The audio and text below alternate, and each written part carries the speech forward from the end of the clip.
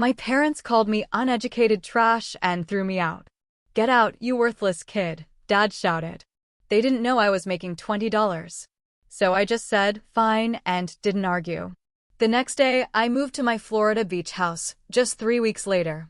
I'd poured my heart, soul, and millions of dollars into supporting my family, only for my own father to call me uneducated trash and order me out of his house on his birthday.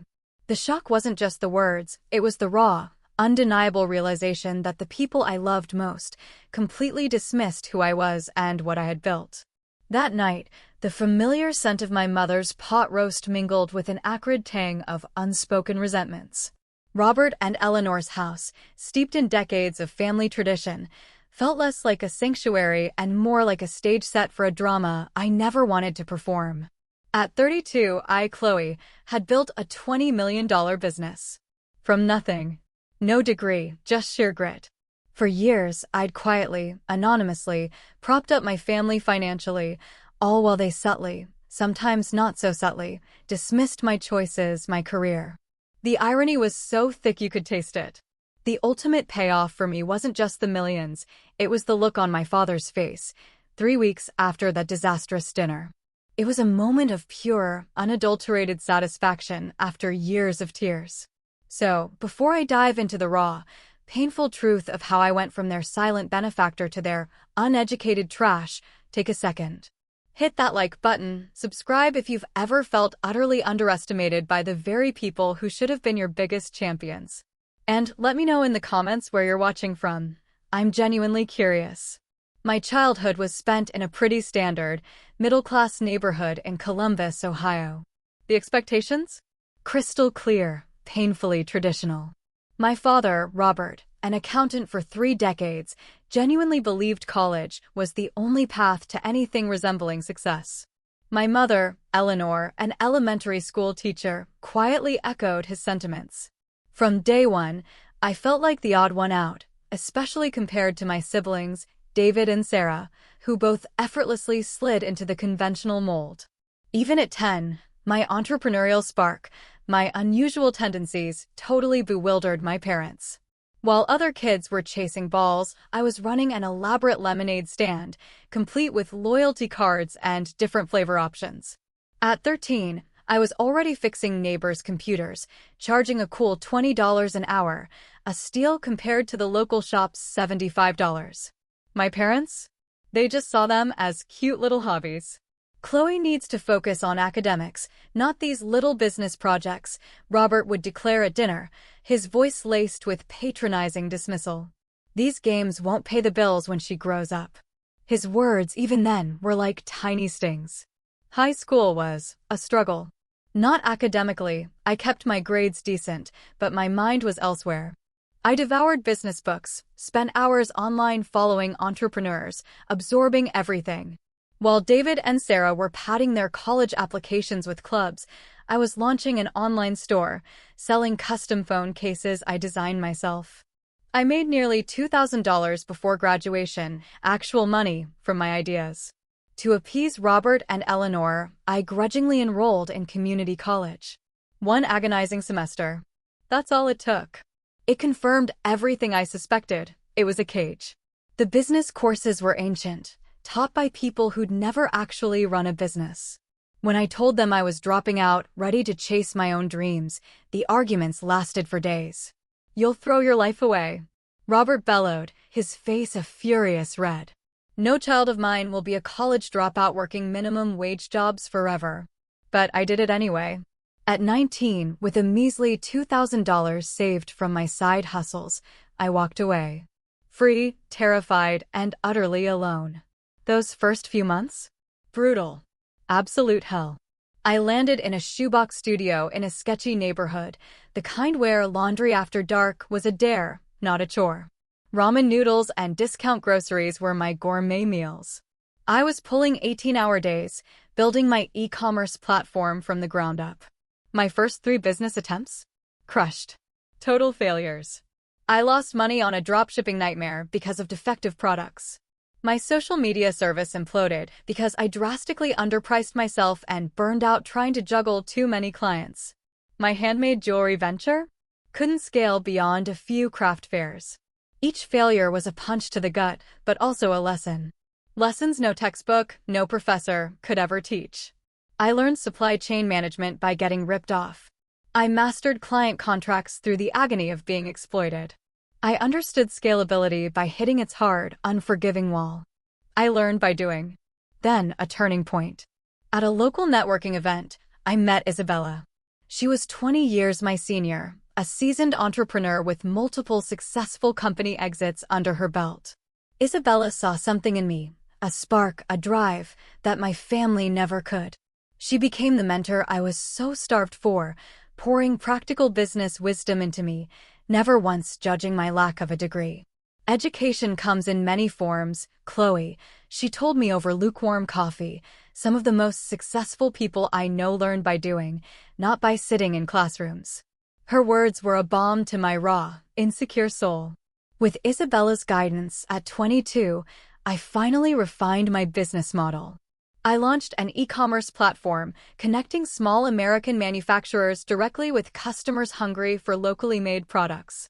The timing was impeccable. We rode the surging wave of support for small businesses and domestic manufacturing. Those early days? Pure grind, immense sacrifice. Half my tiny apartment became my office, my futon doubled as my bed and couch. My desktop and printer consumed every inch of living space. I was up at 5 a.m., working until 11 p.m., doing everything, coding the website, handling customer service calls, packing orders. 8 months in, the breakthrough arrived. A popular lifestyle blogger featured one of our artisan partners. Boom. Orders absolutely flooded in. Our basic systems choked. I worked 72 hours straight, just fulfilling orders, upgrading our website. That one feature? $10,000 in revenue. More money than I'd ever seen.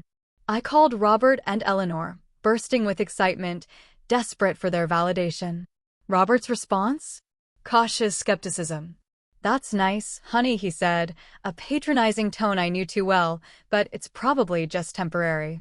You know, you can always go back to college when this thing runs its course." His words stung deep. But that familiar pain didn't break me. It ignited a fire. I would prove him wrong. Not with arguments, but with undeniable, irrefutable success. The next 5 years blurred into a relentless cycle of growth and unexpected challenges. Heartland Made, that was the name I chose, exploded beyond its initial vision. We started with just 27 artisan partners in 3 states. By year 3, we represented over 400 manufacturers and craftspeople across all 50 states, connecting them with customers who genuinely valued American-made products.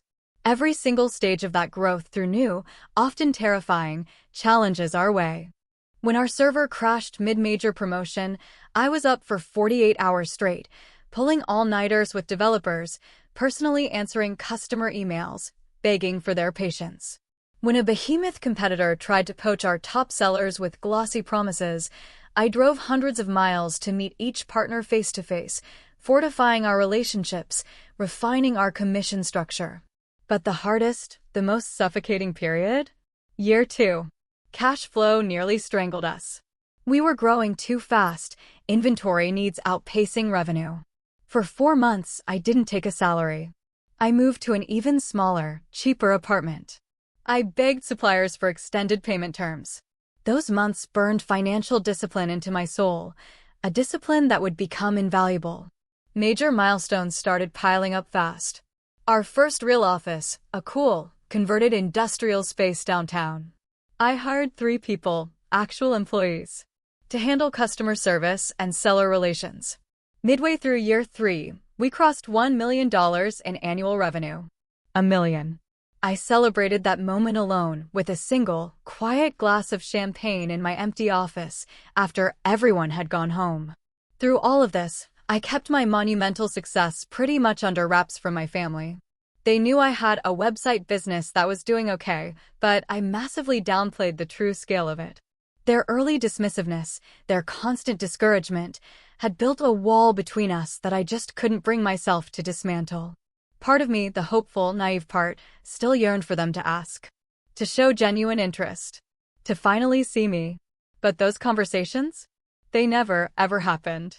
Despite their lukewarm, almost non-existent support, I kept helping them. Financially. Always. Whenever they needed it.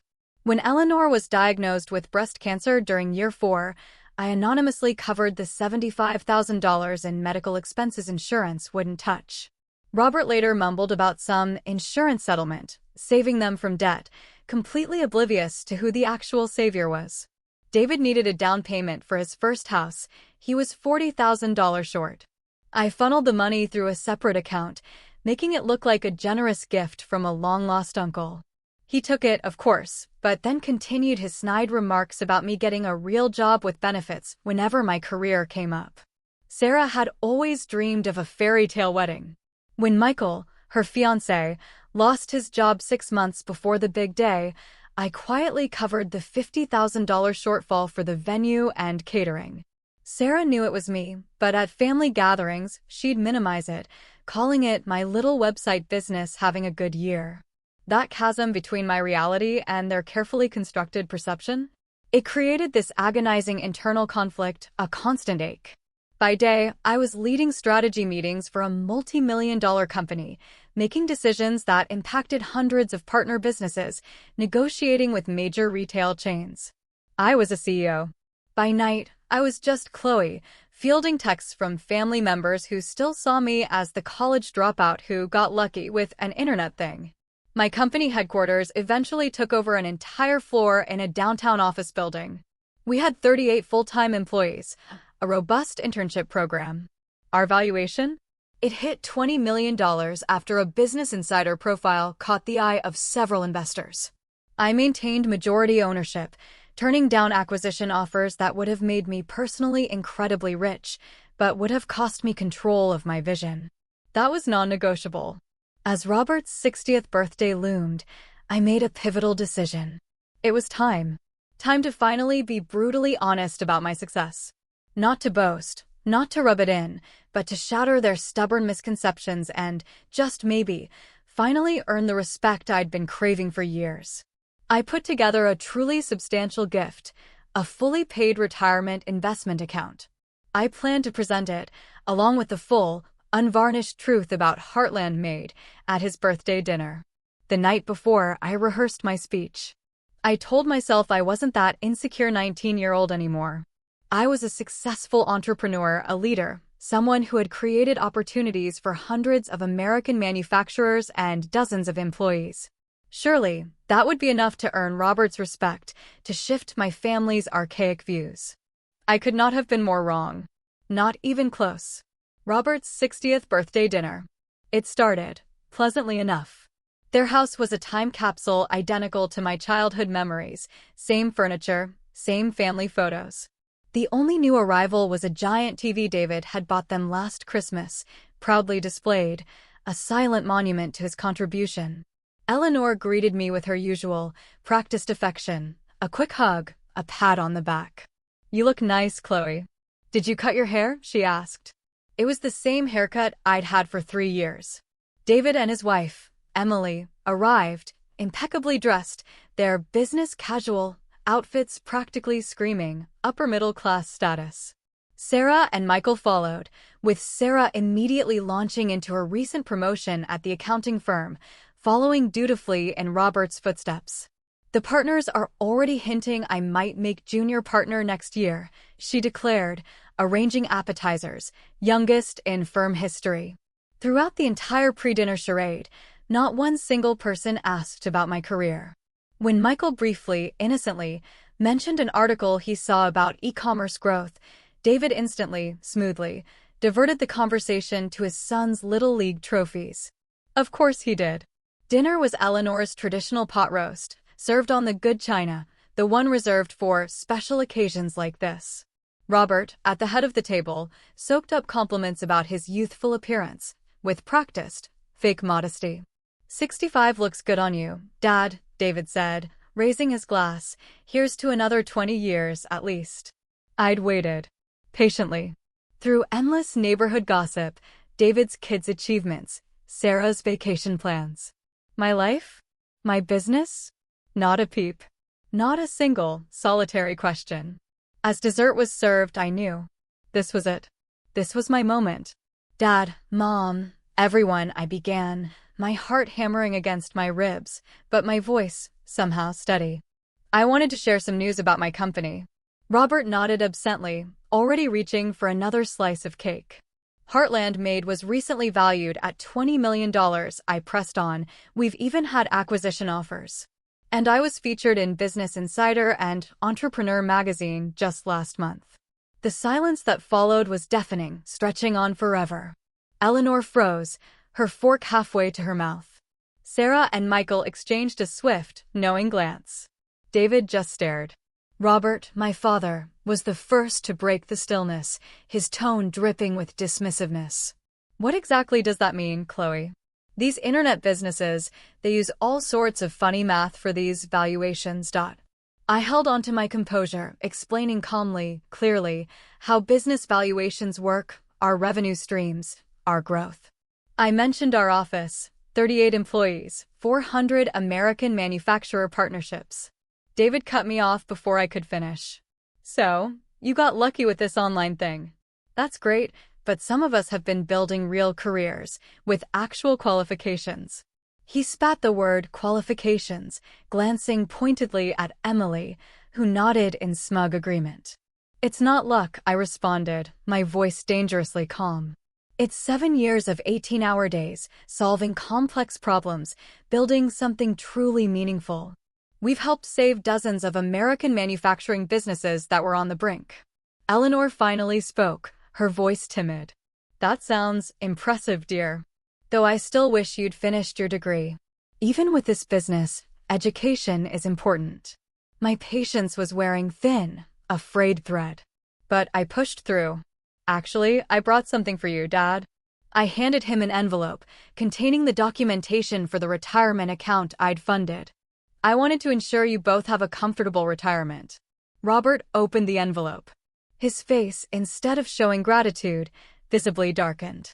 A flush of pure, unadulterated anger spread across his features.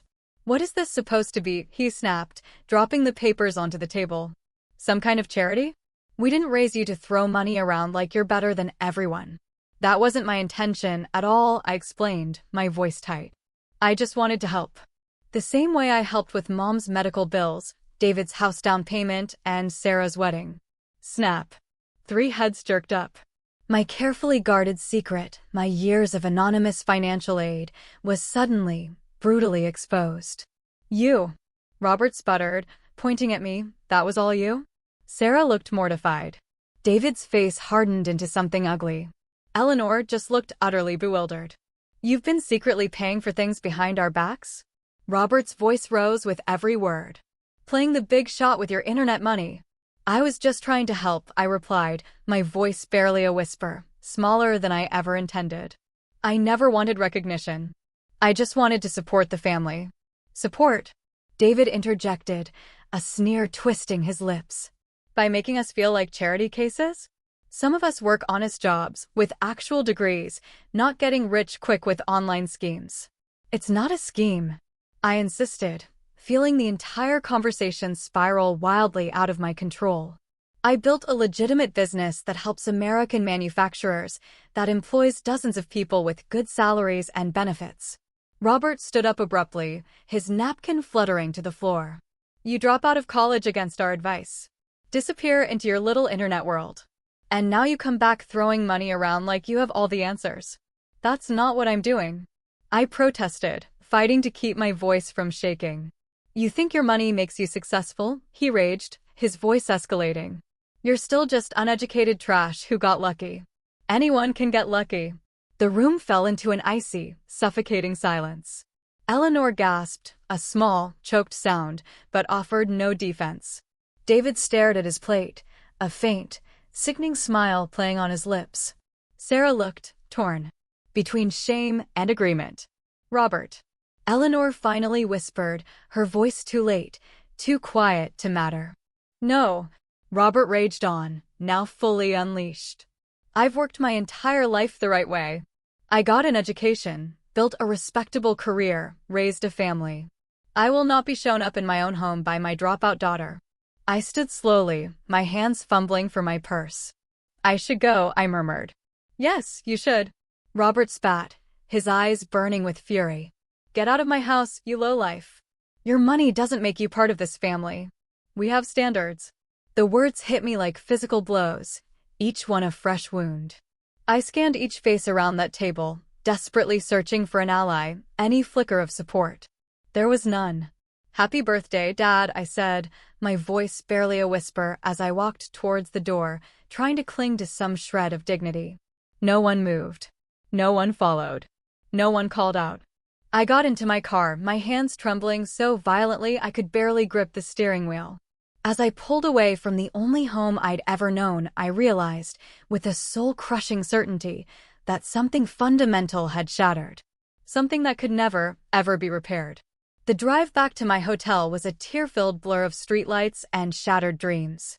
I had to pull over, twice, just to compose myself, my vision swimming with tears. The cruel irony was a bitter pill. I, the CEO of a multi-million-dollar company, was spending the night in a sterile hotel room in my hometown because my own family's house was no longer open to me. In that suffocating quiet, I replayed every single word, every reaction, every look. Was I too forward? Too proud? Had I misjudged our family dynamic all these years? All the financial help I'd so selflessly given, it suddenly felt like a foolish, desperate attempt to buy an approval I could never, ever earn through my achievements alone. It was a searing realization. I pulled out my laptop, my fingers trembling, and started documenting every single cent I'd poured into my family over the years. The list was staggering. $75,000 for Eleanor's cancer treatment, paid directly to the hospital, to the specialists. $120,000 for David's house, not just the down payment, but the renovations he'd casually requested months later.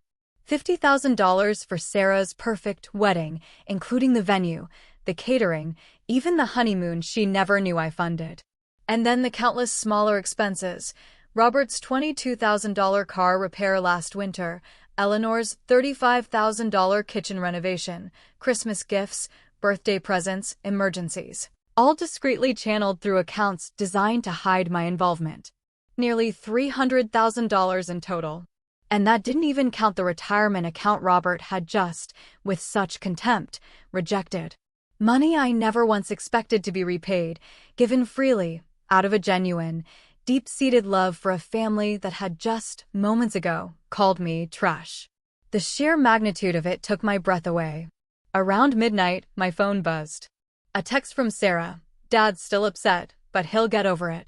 You know how he gets when his authority's challenged. No apology. Not a single word acknowledging the horrific things said.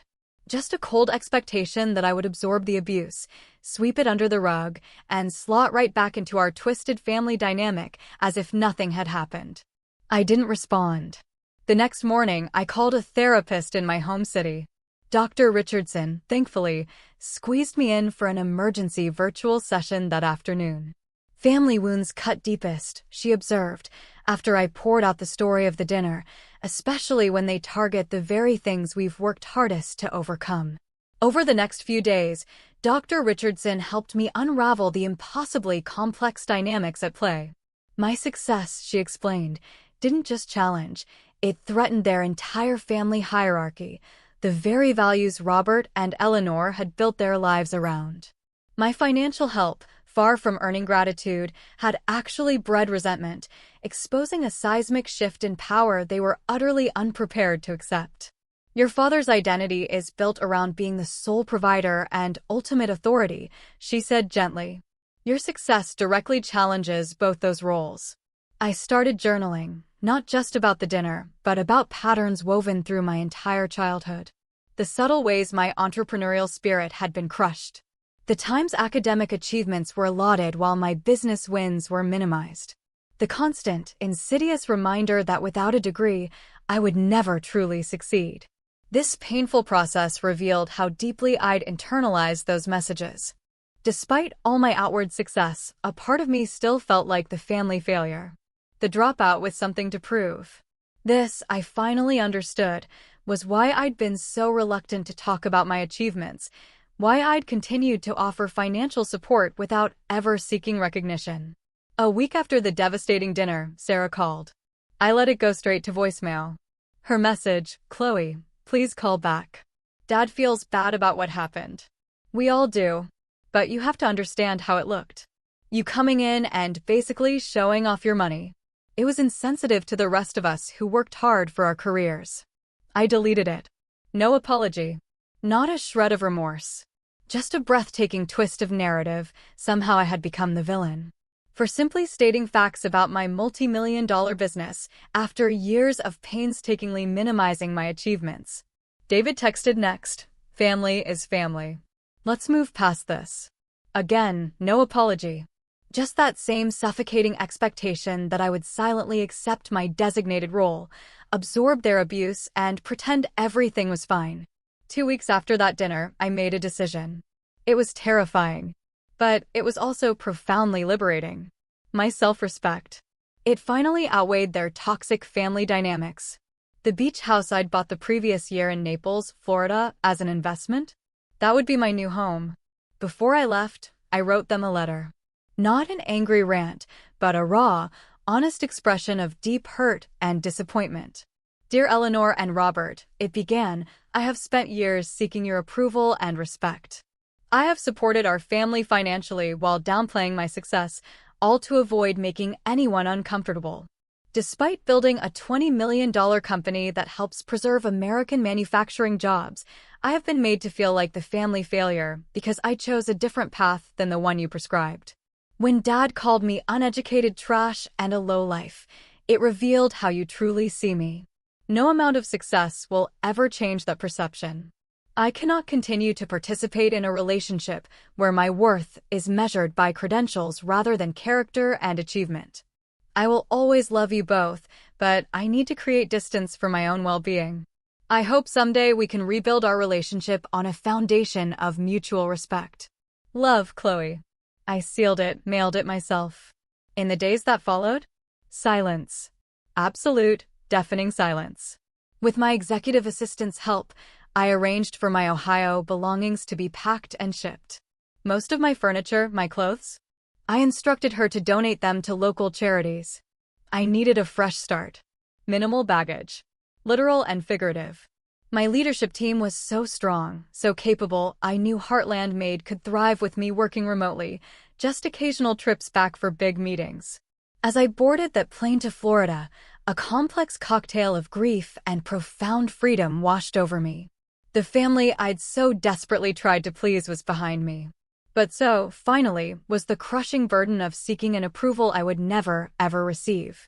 Naples, Florida. Warm sunshine, salt-scented air. A dazzling, welcome contrast to the bleak, gray Ohio winter I'd left in my rearview mirror. My beach house stood on a quiet stretch of shoreline, a modern, 2-story sanctuary with floor-to-ceiling windows gazing out over the Gulf of Mexico. I'd bought it as an investment property, only visited twice. When I first arrived, it felt impersonal, like an upscale hotel, not a home. The real estate agent had filled it with generic luxury decor, attractive, yes, but utterly soulless. Making this house truly mine became my therapy. I started with the primary bedroom, ditching the bland beige bedding for handcrafted quilts from one of my Heartland Made artisans in North Carolina. The mass-produced art came down, replaced by original pieces from emerging American artists I'd discovered through the business. Every morning, I woke to the rhythmic sound of waves and the sight of authentic creativity surrounding me. The kitchen was next. Open shelving to display handmade pottery from our Vermont and New Mexico partners. The industrial appliances stayed, but colorful hand-woven textiles and locally crafted wooden serving boards injected warmth, personality. This was my space. Establishing new routines became absolutely vital to my healing. Every morning, a sunrise walk along the beach, my bare feet sinking into the cool, damp sand, collecting shells, watching dolphins arc gracefully offshore. I found this little local coffee shop, run by a warm Cuban-American family, where I quickly became a regular, greeted by name, not by my order. Running Heartland Made remotely? It was surprisingly seamless. Video conferences replaced in-person meetings. Our established systems hummed along. Without the daily commute, the office distractions, I was more productive, making clearer, sharper decisions from my peaceful, oceanfront headquarters. My executive team visited after the first month, spending 3 days on my deck, strategic planning with the ocean breeze as our backdrop. Several of them commented on the profound change in my leadership. "You seem more centered, Chloe," James, my operations director, observed, "more confident in your decisions." He was right. Without that constant, nagging undercurrent of seeking family approval, my business instincts flowed freely. I trusted my judgment, unburdened by the shadow of Robert's endless criticism. Community involvement became another vital anchor in my new life. I joined the local Chamber of Commerce, a women's business networking group. Unlike in Ohio, where I'd meticulously downplayed my success, here I was open, proud of my company and my achievements. And the respect? It came naturally, effortlessly, without any of the old baggage. I befriended Eliza, who owned a local art gallery. She introduced me to her circle, incredible, accomplished women in their 30s and 40s who valued each other for who they were now, for their present achievements, not their past credentials. Our weekly dinner gatherings became a true highlight, filled with laughter, genuine conversation, never once a question about my education, never a patronizing suggestion that I'd just gotten lucky. Then, the unexpected visit. 3 weeks into my Florida residency. My brother, David. Unannounced. Standing on my doorstep one Saturday afternoon. "Nice place," he whistled, surveying the ocean view from my living room. "Really nice." His appearance was a jarring, discordant note in my new sanctuary. He looked utterly out of place in his button-down shirt and pressed khakis amidst my casual coastal decor. "What brings you to Florida, David?" I asked, not offering a drink, not inviting him to sit. "Family," he replied, flashing that same confident, practiced smile he'd used to charm Robert and Eleanor his entire life. "Anne, I could use some advice about an investment opportunity. Maybe a loan to get in on the ground floor."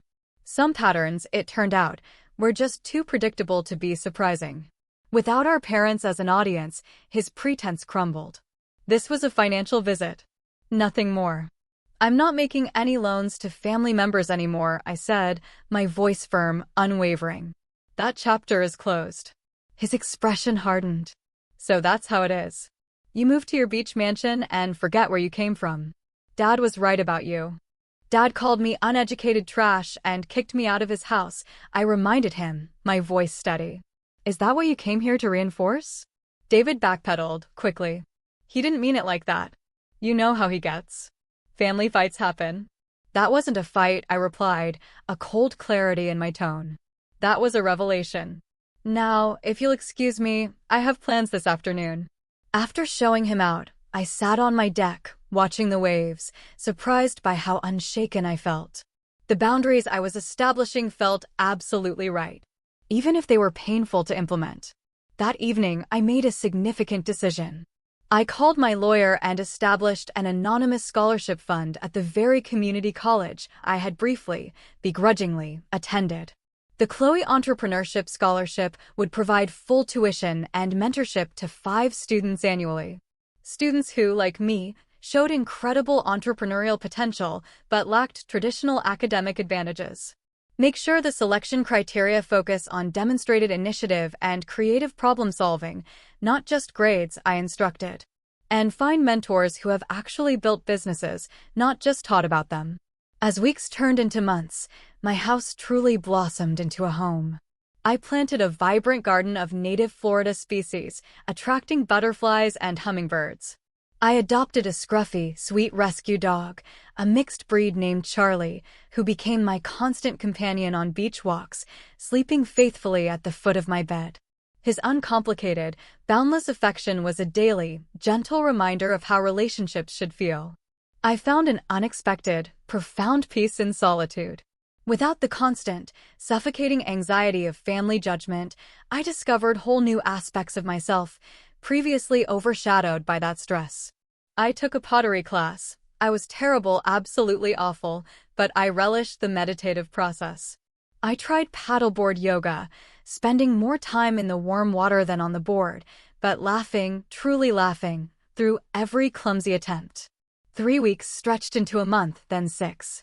The searing pain of family rejection didn't vanish, but it softened, morphing into something less acute, more like an old injury that occasionally ached rather than a fresh, gaping wound. I was building something utterly new here, not just a beautiful home, but an authentic life, finally aligned with my values, not someone else's suffocating expectations. Then came the utterly unexpected development. It would bring my family story full circle in ways I could never have foreseen. The Naples Business Journal. Not my usual read. But Eliza texted me, first thing one morning, insisting, pick up a copy. Page 3. You are going to want to see this. There it was.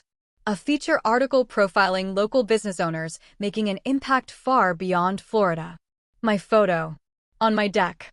The Gulf of Mexico stretching endlessly behind me.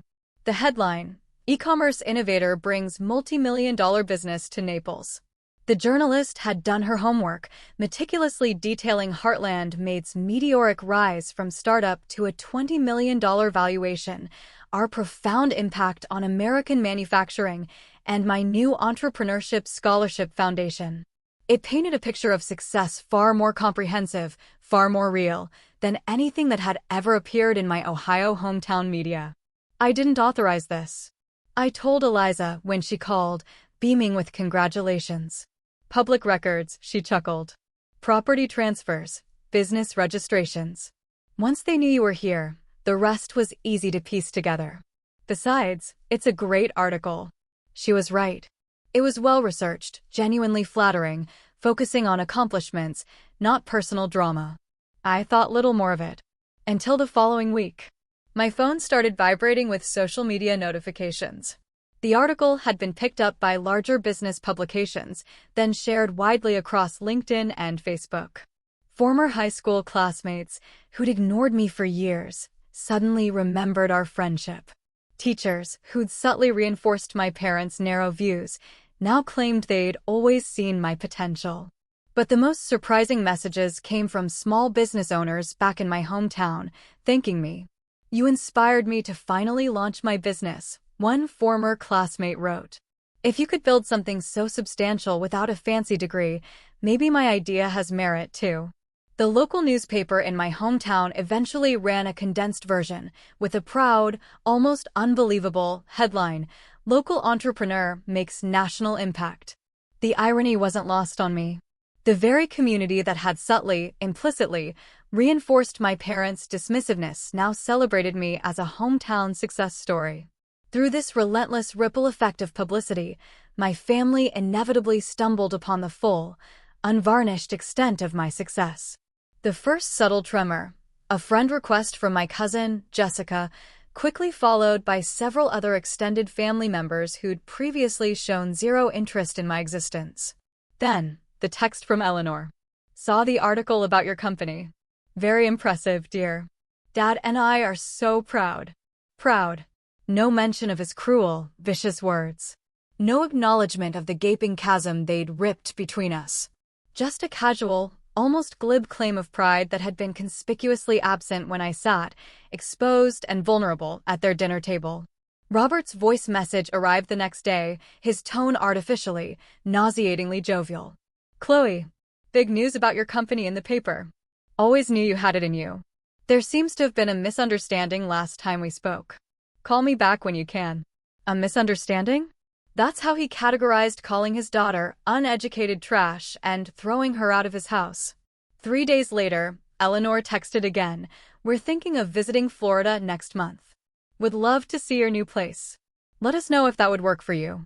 The message landed like a lead weight in my stomach. 6 weeks. 6 weeks of intense healing, of painstakingly building a new life, free from their suffocating judgment. And now they just wanted to waltz into my sanctuary as if nothing had ever happened. I didn't respond immediately. Instead, I booked an emergency session with Dr. Richardson. You have several options, she advised, after I laid out my concerns. You can decline entirely. You can agree, but set strict, non-negotiable boundaries.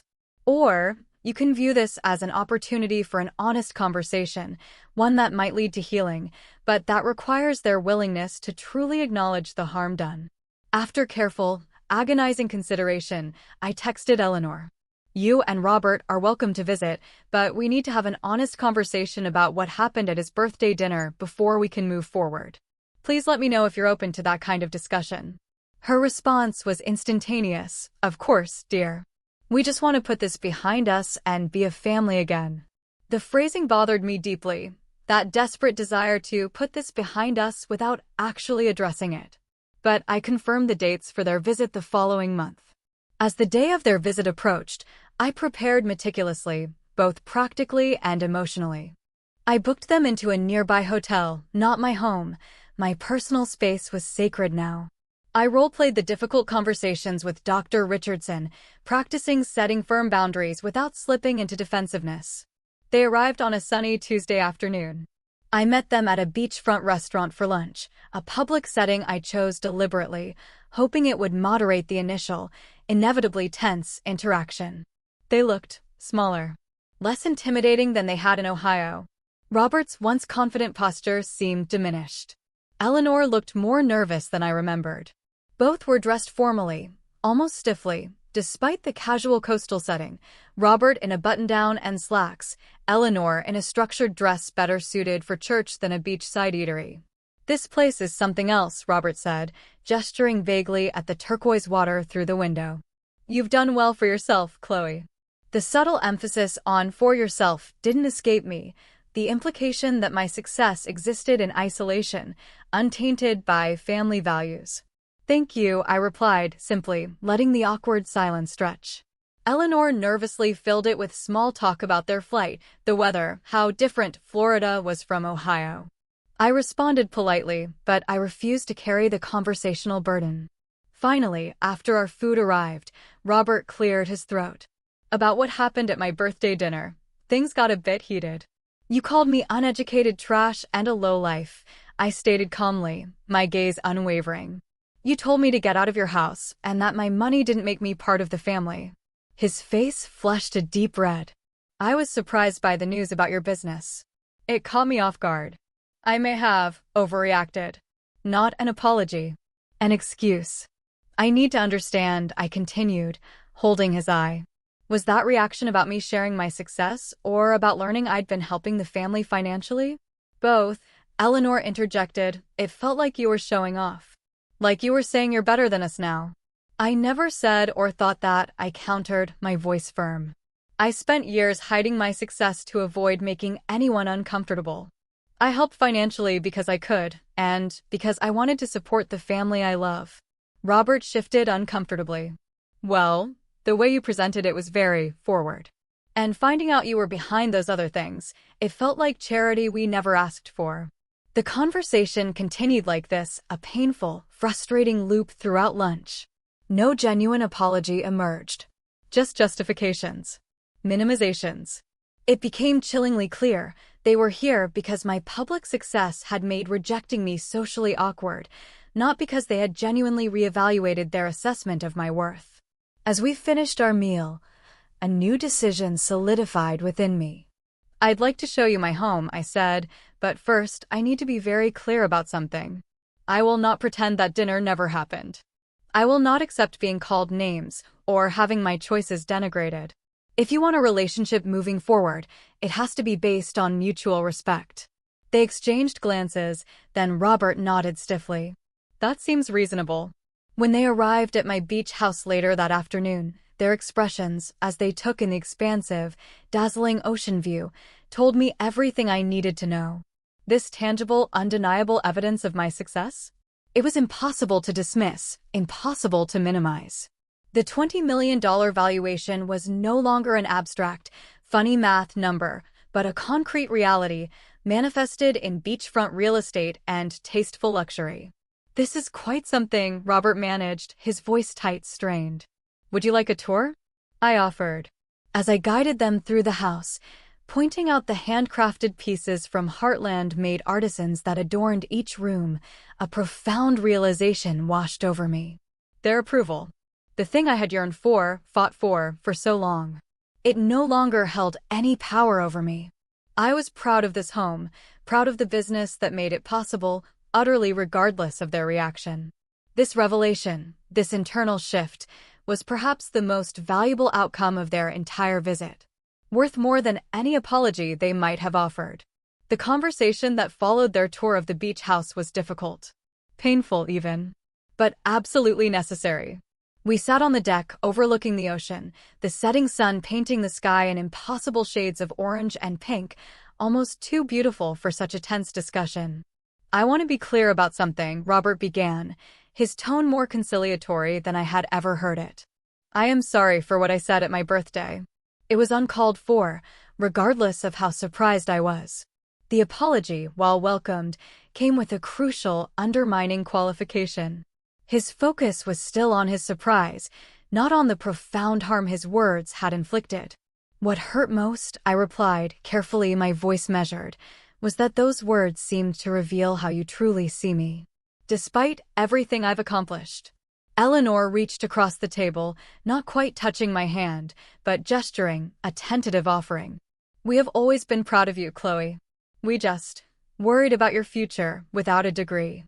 "My future is here," I stated, gesturing to the house, to the glittering expanse of the ocean, to the invisible business that had made it all possible.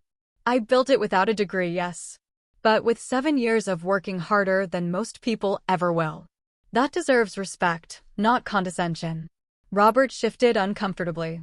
"The business world can be fickle. Companies rise and fall overnight. We just wanted security for you." "I understand that concern comes from a place of love," I acknowledged, "but there is no perfect security in any path. Plenty of people with degrees struggle. Plenty of people without formal education thrive. What matters is recognizing there are multiple, valid paths to success." The conversation ebbed and flowed for hours, as the sun dipped below the horizon and stars began to prickle the inky Gulf sky. No dramatic reconciliation. No tearful group hug that magically erased decades of misunderstanding. Instead, we arrived at a fragile understanding.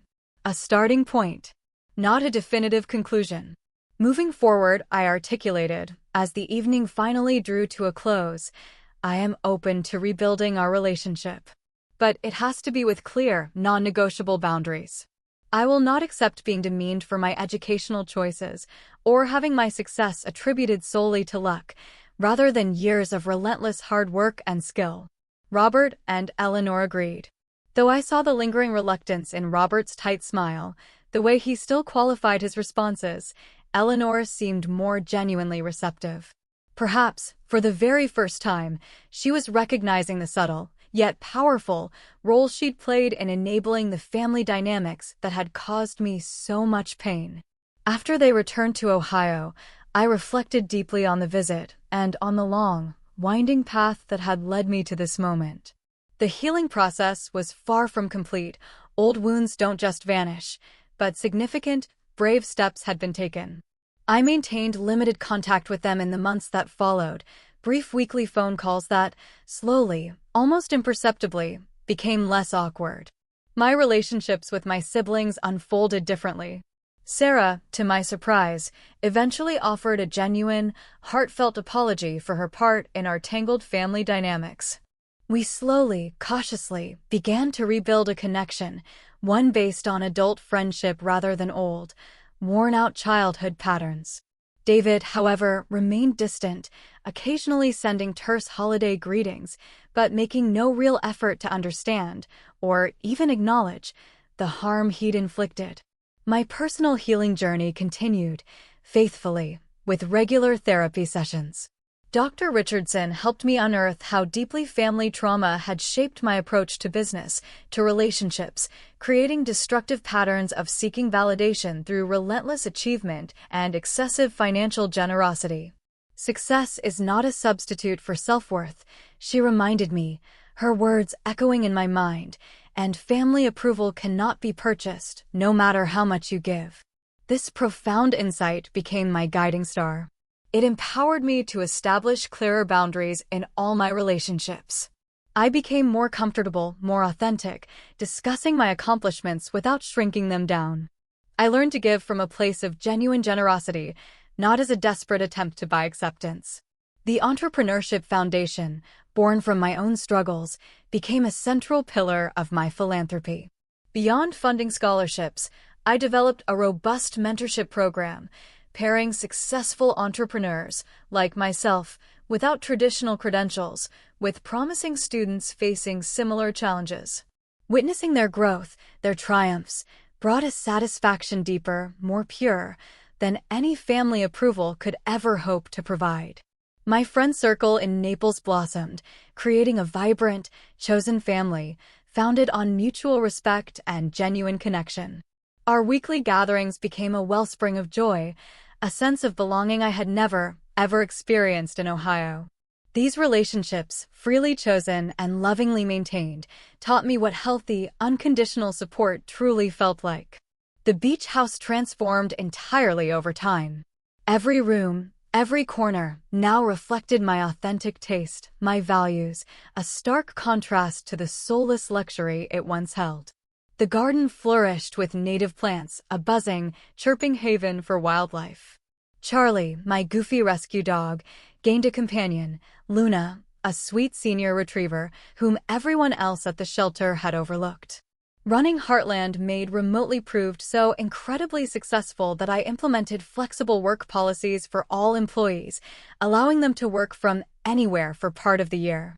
Productivity soared. Employee satisfaction scores hit all-time highs. 1 year after my move to Florida, I hosted a dinner party for my new friends. As we gathered around the table on my deck, watching dolphins playfully arc through the sunset waves, a profound sense of gratitude washed over me. My life had transformed. From that agonizing night at my parents' house to this, a life rich with purpose, connection, and a chosen family. Eliza, my dear friend, raised her glass. To Chloe, she toasted, and to having the courage to prioritize respect over obligation. Her words encapsulated everything I had learned on this arduous journey. Family connections? Yes, they are valuable. But never at the cost of your dignity, your self-respect. Success cannot be measured solely by degrees or traditional achievements, but by the lives we touch, the positive impact we create. And most importantly, I learned that forgiveness doesn't demand forgetting. It doesn't mean continuing to accept harmful treatment. True forgiveness is an internal process, releasing anger and resentment, while steadfastly maintaining the boundaries that protect your own well-being. My story, like all our stories, is still unfolding. The relationship with Robert and Eleanor continues to evolve, sometimes taking hesitant steps forward, sometimes slipping back into old, ingrained patterns. I navigate it with compassionate firmness, accepting that complete understanding, a true meeting of minds, may never come. But I refuse to compromise my self-worth in the pursuit of it. If my experience offers any wisdom worth sharing, it is this: your value is not, and never will be, determined by others' perceptions.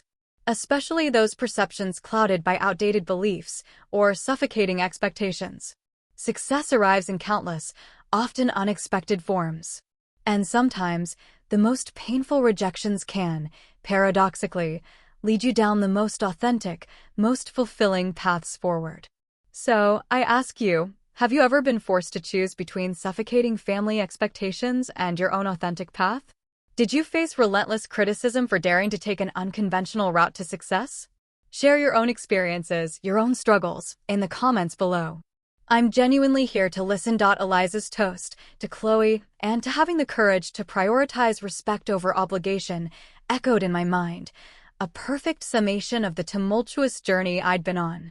It wasn't just a celebration of my business success, but a recognition of the far more profound personal victory I'd found. As the laughter and chatter of my chosen family filled the warm Naples air, I realized how profoundly my definition of family had shifted. It was no longer a default setting based on blood, but a conscious choice built on mutual respect and genuine love. The fragile understanding I'd reached with Robert and Eleanor after their visit held barely. Our weekly phone calls continued, slowly shedding some of their awkwardness. I learned to keep them brief, focused on neutral topics: the weather, my dogs, the new hibiscus in my garden. I spoke about Heartland Made, but always in broad strokes, sharing achievements without delving into the specifics that might trigger their old insecurities. It was a careful dance, a constant awareness of the invisible lines I'd drawn. The moment I sensed a familiar edge of condescension or a subtle judgment about my unconventional life, I'd gently steer the conversation or find a polite way to end it.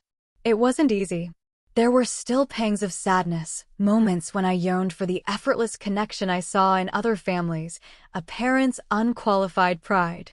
But then I'd remind myself of Robert's words, uneducated trash, and the pain would sharpen into a firm resolve.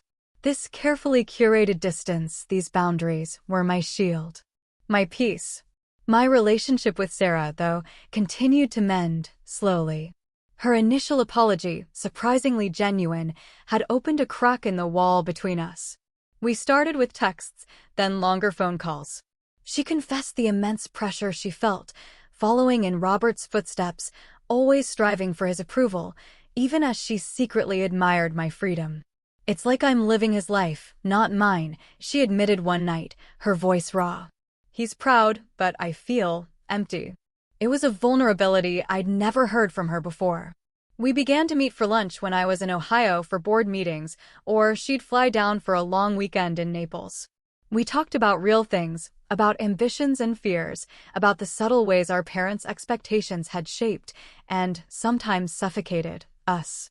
She never again minimized my business, asking thoughtful questions, sharing her own frustrations with the corporate ladder. I found a sister in her, not just a sibling, and it was a comfort I hadn't realized I was missing.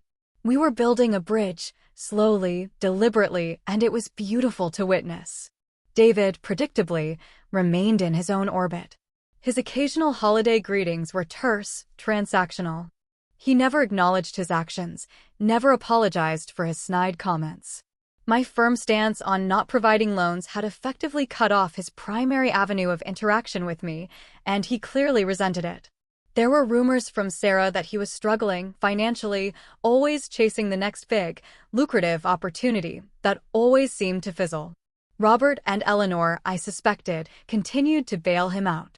It made me sad, in a distant way, but it no longer consumed me.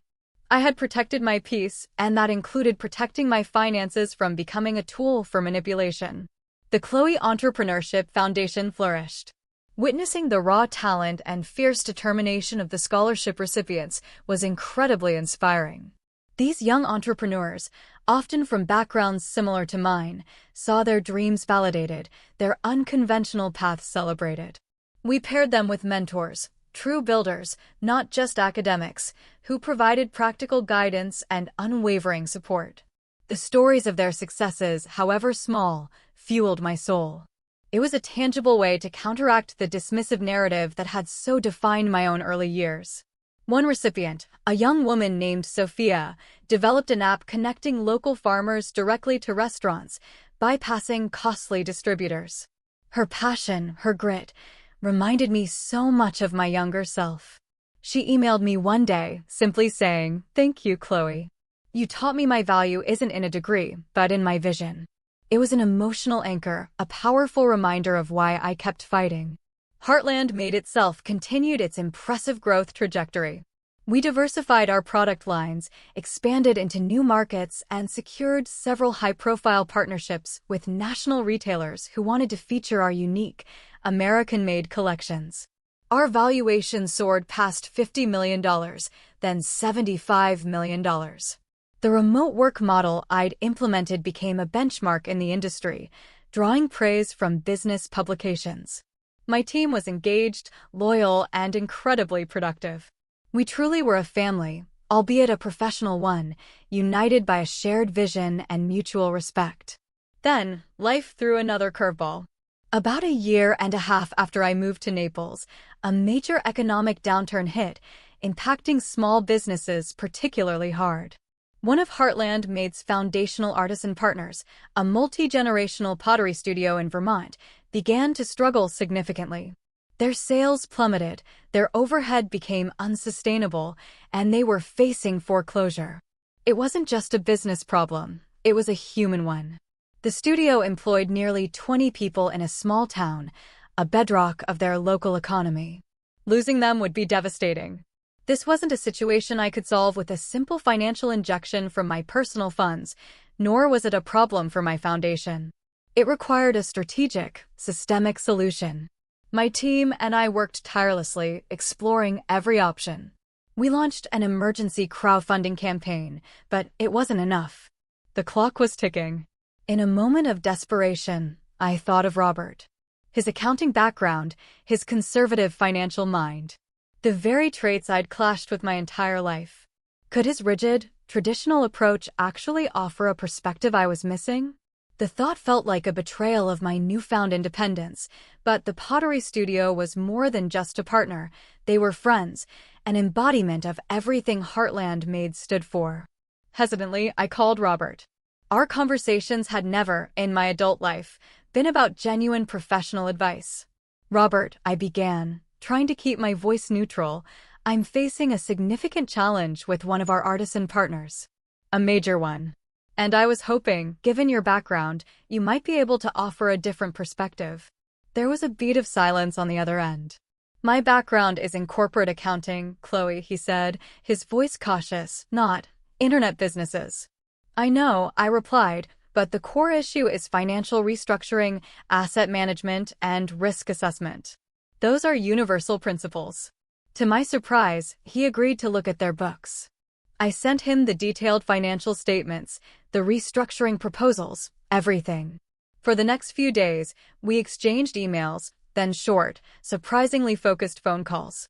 He was analytical, asking precise questions, identifying weaknesses and potential strengths I'd overlooked. His advice, though traditional, was sound, grounded in decades of practical experience.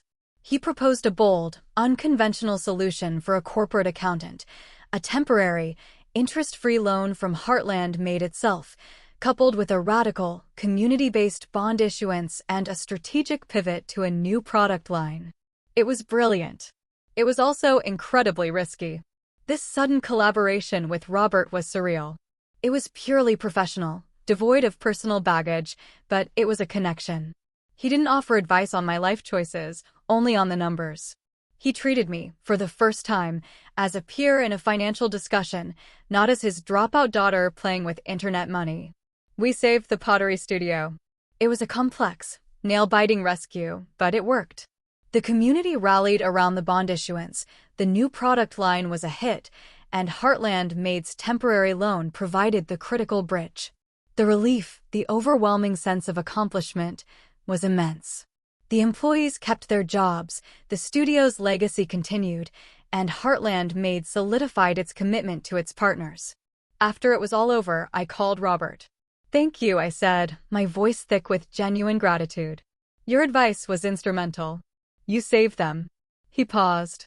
"You did the real work, Chloe," he said, his voice softer than I'd ever heard it. "I just pointed you in the right direction. It was a smart plan. Very smart."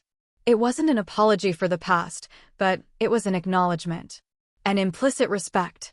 A tiny, fragile step forward, a bridge built not on emotion, but on shared competence and a common goal.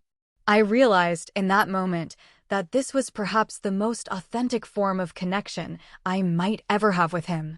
And, surprisingly, it was enough. A few months later, another significant event unfolded. My mother, Eleanor, called me, her voice trembling. "Chloe, your father, he's been diagnosed with early-onset Parkinson's." The news hit me like a blow. Despite everything, he was my father. The man who had been my first and fiercest critic, but also, in his own way, a guiding force, however flawed. Eleanor was terrified. Robert, she explained, was withdrawing, scared, losing his carefully constructed sense of control. This wasn't a financial crisis I could fix with money. It was deeply personal, deeply human.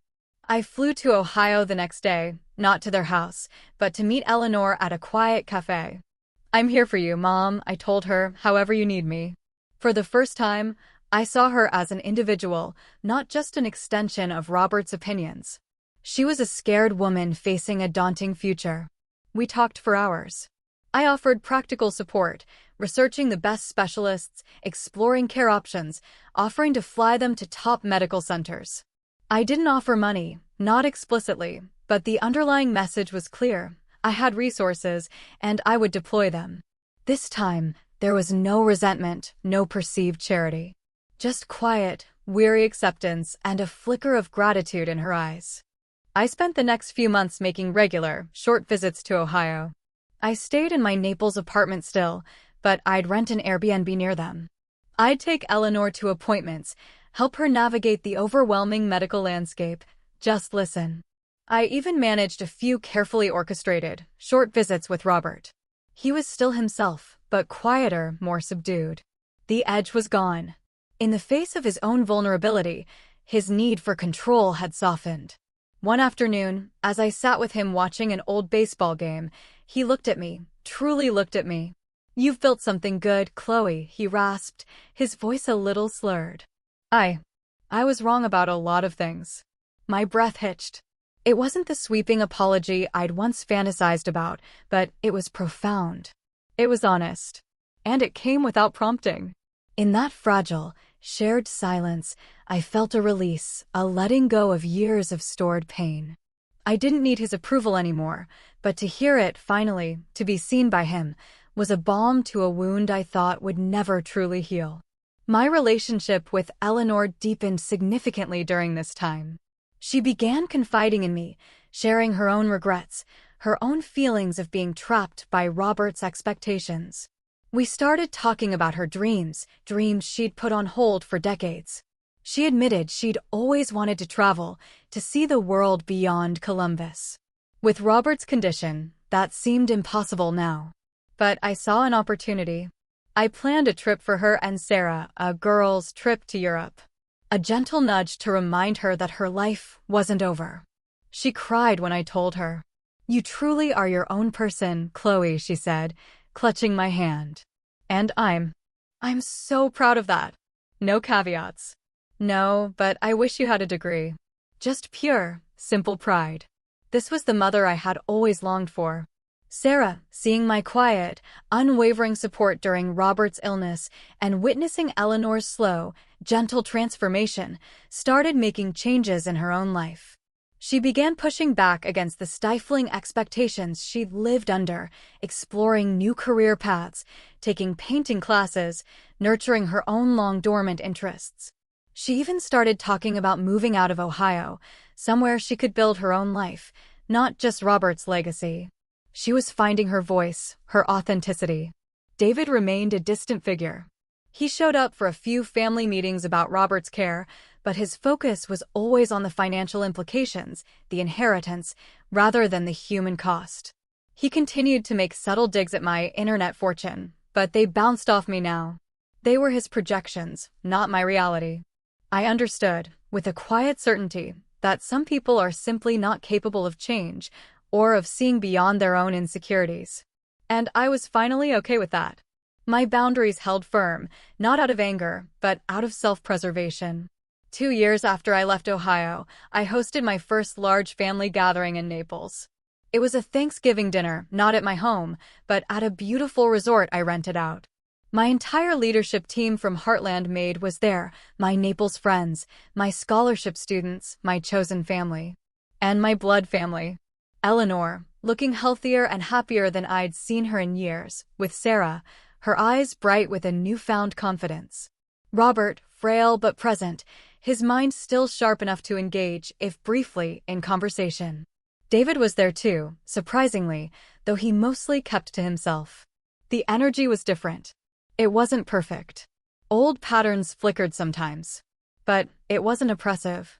It was peaceful. As I looked around the room, a diverse, vibrant tapestry of individuals who had all, in their own way, become part of my journey, I felt a deep, abiding sense of contentment. The multi-million-dollar business, the beautiful home, the philanthropic work, they were all external manifestations of an internal shift. I had built a life, not just a career, defined by my own values, authenticity, respect, integrity, and a profound commitment to building something meaningful. I learned that true forgiveness isn't about letting others off the hook for their actions, but about releasing myself from the burden of their judgment. It's about accepting that some relationships will never be what you desperately wish them to be and finding peace in that reality. It's about understanding that love, in its purest form, cannot be bought, nor can it be demanded. It has to be freely given and freely received. And if it isn't, you have the courage to walk away and build a life where it can flourish. My father's insult, uneducated trash, had once felt like a brand, a permanent scar. Now it was just a memory, a distant echo. Because I knew, with every fiber of my being, that my worth wasn't measured by degrees or by the narrow perceptions of others. It was measured by the lives I touched, the opportunities one created, the authenticity with which I lived. I had created my own path, carved out my own definition of success, and found, finally, my own unwavering self-respect. And that, truly, was worth more than all the money in the world. So, tell me, have you ever been pushed to your absolute limit by family expectations, only to discover a strength within you that you never knew existed? What was that turning point for you, that moment you realized your self-worth was non-negotiable? Share your stories below. I'm here to read them. If this story resonated, if it helped you feel a little less alone, please give it a like and subscribe. And hit that share button to pass on the message that sometimes stepping away is the bravest, most loving thing you can do for yourself and for the possibility of a truly authentic connection. Thank you for listening to my story. Take care and remember, your path is yours alone to forge.